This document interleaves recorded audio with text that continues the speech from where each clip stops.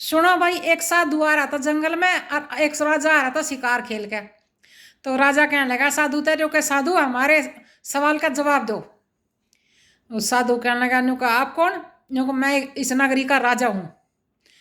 बोला ये बताओ कि भगवान एक है या अनेक है, और कैसे मिलते हैं और क्या करते हैं? तो साधु कहने लगा मैं कोई तुम्हारा गुलाम नहीं हूं जो तुम्हारे इशारे पे चलूंगा।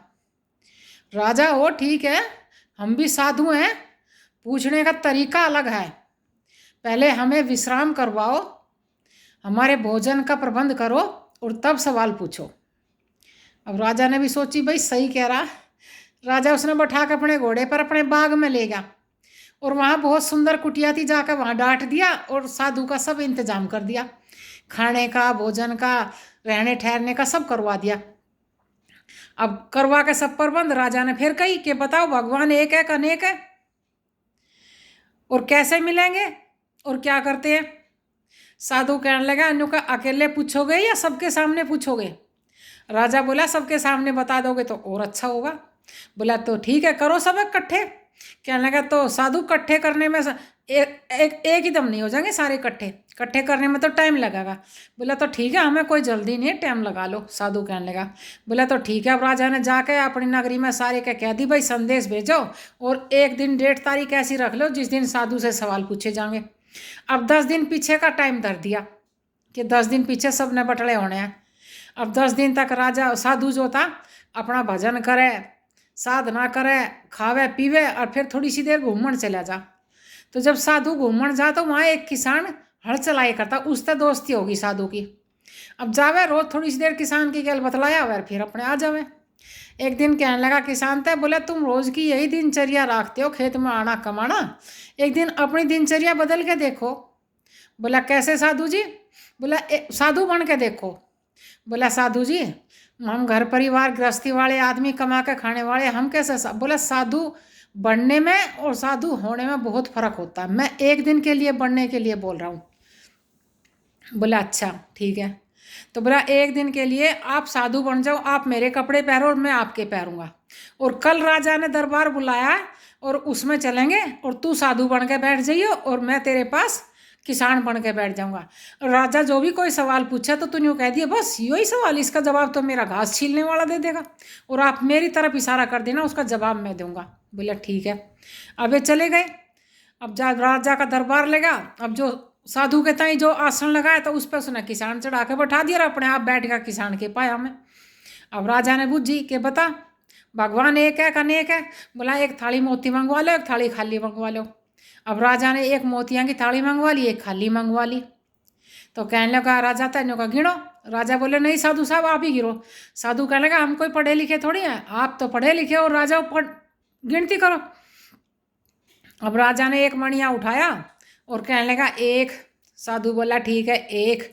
फिर उसने दूसरा उठाया, कहने लगा दो। साधु कहने लगा झूठ बोलते हो राजा साहब, आपके हाथ में तो एक ही मोती है, दो कैसे हो सके? अब राजा ने देखा साधु की ओर ने और वो थाली में धर कर राजा ने दूसरा उठाया, बोला तीन। साधु कहने लगा आप तो फिर झूठ बोल रहे हो, आपके हाथ में तो मोती एक ही है, तीन कैसे हो सके? अब राजा समझ गया कि साधु के समझाना चाहे। तो राजा साधु कहने लगा देखो मोती एक है, तुम्हारी गिनती का, तुम्हारे सोचने का नजरिया अलग है, क्योंकि तुमने सोच लिया तीन है, तीन हो गए ना, बाकी मोती तो आपके हाथ में एक ही है। अब ये बात सारी पब्लिक की समझ में आ गई भाई साधु सही कह रहा। कहने लगा ठीक है भगवान एक है अनेक नहीं है, ये तो हमारे समझने का तरीका है।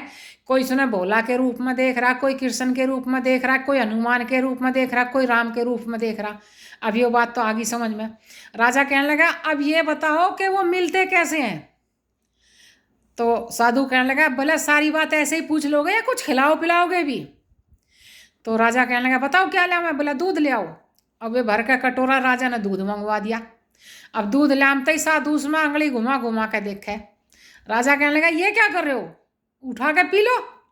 बोला साधु कहने लगा हमने ये सुना है कि इसमें दूध में घी होता है।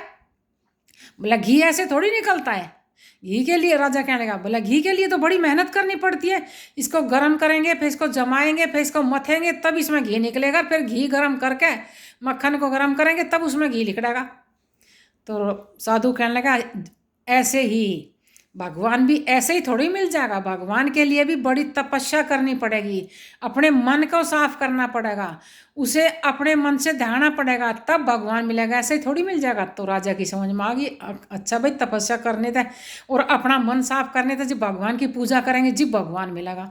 अब रही तीसरी बात। अब राजा कहने लगा, अब ये और बताओ कि वो करते क्या हैं? तो साधु कहने लगा, बोला सारी बात हमसे ही पूछोगे या तुम भी कुछ ज्ञान लगाओगे?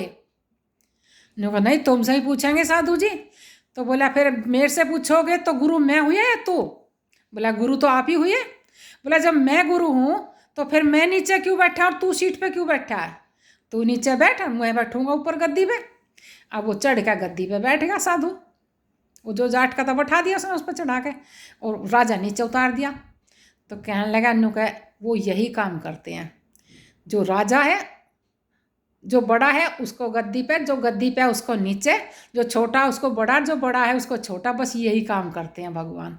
तो तब राजा की समझ में आई कि इसका मतलब दुनिया चलाने वाला वही है भगवान अंतर्यामी। तो भाई नु कह रहा, सोचने का नज़रिया अलग अलग हुआ है, और ना एक तो एक ज्ञान वाले साधु हैं, एक तो एक ज्ञानदार हैं, और ये जो भजन सत्संग कीर्तन करें भाई, ये सच में ही ऐसी ऐसी बात बतावें कि मन को एकदम ठंडक मिल जा। राधे राधे।